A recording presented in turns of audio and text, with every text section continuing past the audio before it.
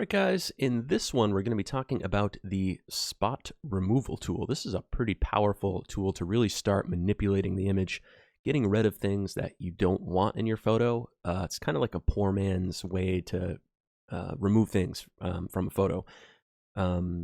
Generally, for more complex tasks like this, you'll probably end up wanting to use Photoshop.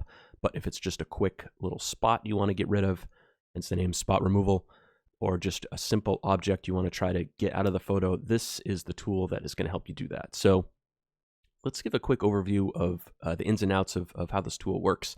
So right here, you can see this little circle here. This is the spot removal tool. The shortcut is Q on the keyboard to get it to show up, where you just click and it expands the dialog here. So basically how this works is there's the size slider which impacts the size of the brush.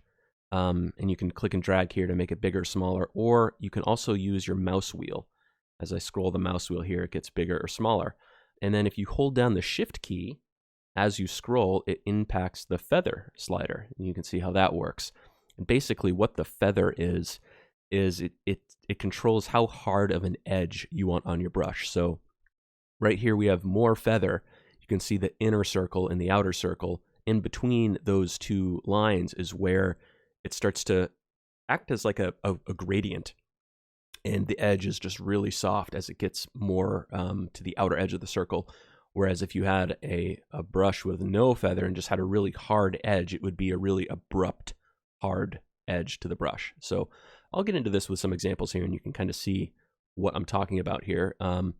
The opacity slider is basically how much of the effect you want to see versus the original image behind it. I almost always leave this cranked all the way up, but if you want, you can kind of experiment with that slider a little bit, and I'll show you a little bit how it works. So let's zoom in a little bit here, and a little trick if you're working with some of these tools and you want to pan around and move in your photo, you can hold down the space bar and you get this little hand, and you can click and drag and move things around.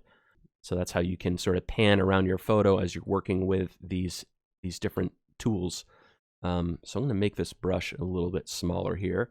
Generally, what you're using this tool for is to just remove things on the photo. And one of my rules of thumb when I'm working with a portrait is to get rid of something that's not going to be there within the next week or two. So something like a scar you might leave, where if it's just a blemish, in which you know is going to be gone next week, you can get rid of that. So that's just my philosophy when it comes to retouching faces and people. So let's talk a little bit about the two modes of this brush, clone and heal, and when you might want to use one versus the other. So let's just show an example.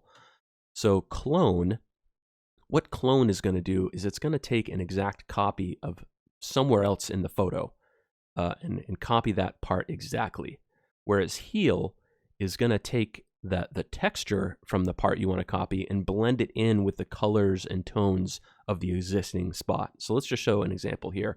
So say there's a spot here on the face that I want to get rid of, like say this little, it's probably like a freckle, but say you want to get rid of this. We have it set to clone. I'm going to click the spot, and it branches off this little circle that you then move around, and you can see it's copying from wherever this circle is to my circle where I clicked. So what you want to do is try to match it up as close you can so it doesn't look like it's that it's been adjusted or edited. And since this is set to clone, it is copying exactly wherever this circle is. So if I drag it over here to the scarf, you can see it's copying this circle and putting it here on the face. That's what clone does, okay? So you can see we've cloned this part and added it to the face, whereas if I switch it to heal and I click this spot on the face and then move it over to the scarf, you can see it's trying to take the texture of the scarf and blend it in with the existing tones on the face. So that's kind of how it works, and you might want to experiment with this initially as you're sort of playing around with it to see how they both work. Try one, and if that doesn't look as good, maybe try the other, and you might see that works out well. What you can do here is once you have these spots, and if you don't want them anymore, so you can see I'm clicking on this previous spot, and I can reposition this this circle, and if I click on this spot, I can reposition this circle here.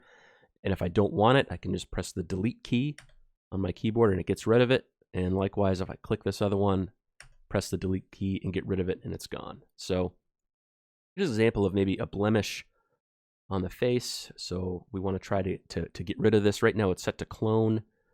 If I'm moving it, you can try to find a spot that works, but look, you can kind of see, that outline there, that silhouette, and it doesn't really, it's not really, the clone isn't really working out as good. Maybe this might be a good spot, but you can still see in this part of the photo, it's more fuzzy. In this part, it's more in focus. So it's adding this in focus spot to this fuzzy spot, and you can see it just doesn't really look as good. So you can try to move it maybe over here to the more fuzzy out of focus point, but that's not really looking good, all that good either. But if we switch over to heal, you can see it blends in the texture a little bit more, and it tries to keep the existing color. And this heal in this example just works out a little bit better, and you can't tell. Let's take another look. An example here inside the eyes. I want to get rid of this little white dot catch light. And I might use clone for this, since I just want to use a black spot there. That looks pretty good. Over on this side, I might just do the same. Get rid of that. The other thing you'll notice as we start to move through these tools, you're going to see these little switches here. And it's a way to just see a before and after. So if we click before, after, you can kind of see those two white dots in the eyes that we got rid of. And likewise down here at the bottom, if we go before, you can see the blemish show up here, and then after, it's gone. So that is the quick high-level overview of the clone tool. Whoops. Let's get rid of that.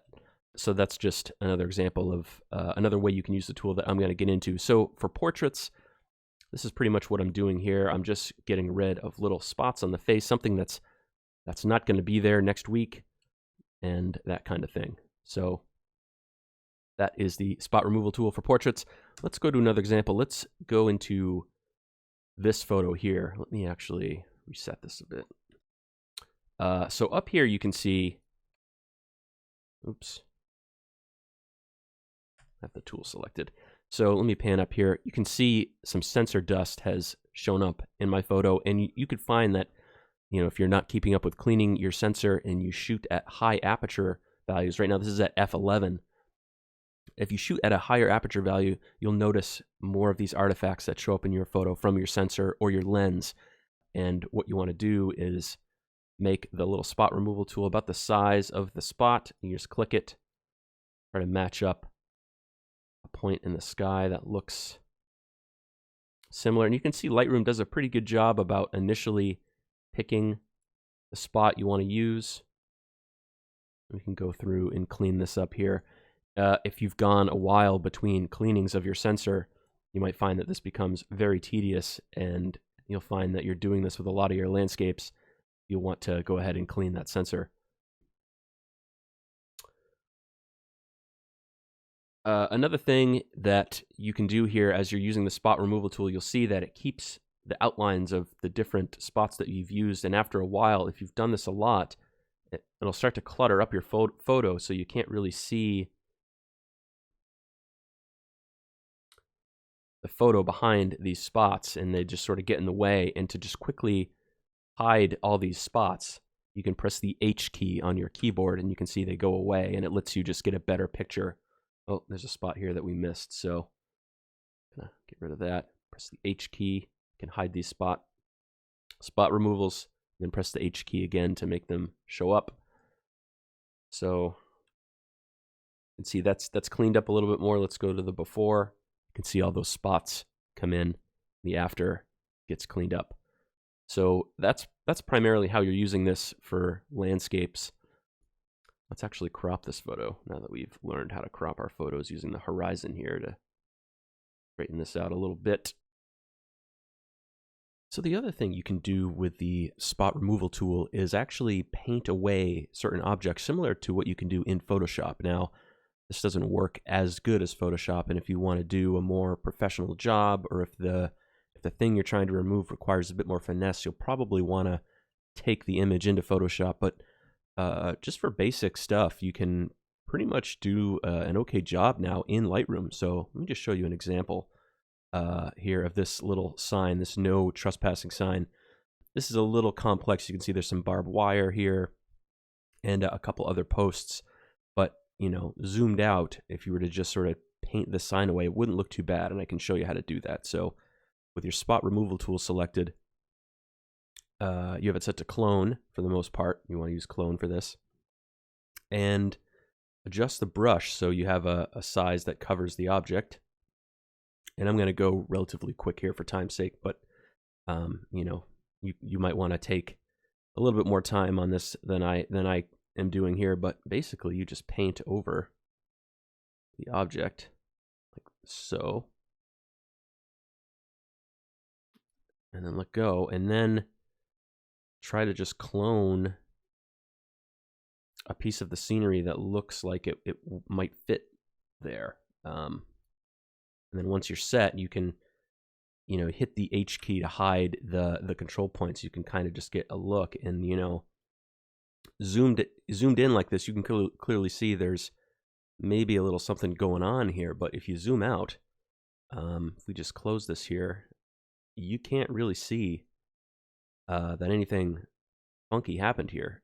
You know, of course, maybe if you've blown this up to a big size on the wall and you're standing close to the image, you could see maybe something was done here. But, you know, for a smaller print, or, you know, viewing just at a high level at a distance like this, it looks pretty good. We click the tool here and we do a before and after. You can see there's the sign, and there it is gone. And, you know, doing the before and after, you can clearly see something was done. But, you know, if you look away and then look at the picture, you know, you can't really tell. So I think it does a pretty good job. So that's just one example. Let me just go back through my images here. For something like this, you can see I've already come in here and done some work, but let me just delete some of these. But basically, you can use the spot removal tool to get rid of little things like these flecks of dandruff on the cat's face, these little spots here. And Lightroom does a pretty good job, like I said earlier, about finding that initial spot to copy from. You can see before, after. Not a bad job. Go to the next one here, and I've already used it here for this little spot, but you can see it's a little spot of sensor smear, or maybe a lens smear or something like that. But you just adjust the control point, click. There you go. So that is the spot removal tool. Pretty important tool for getting rid of little spots on the sensor, blemishes on the skin. It's great for even cloning out basic things that are in the image. I've used it to get rid of power lines in photos. That's another good thing that it's for. You know, things where you can get a good clone of a neighboring part of the photo. And, you know, like I said, it's a poor man's way of getting rid of things. And again, if it's a more complex task, you certainly want to bring the image into Photoshop to finish it up there. But hey, I think this does a pretty good job. So that's a spot removal tool. Thanks for watching. In the next videos, we're going to be getting into the gradient mask and the radial mask. And those are probably some of my favorite tools in Lightroom. So excited to get into that. Please like, subscribe, share on social media, and I will see you guys in the next one. Cheers.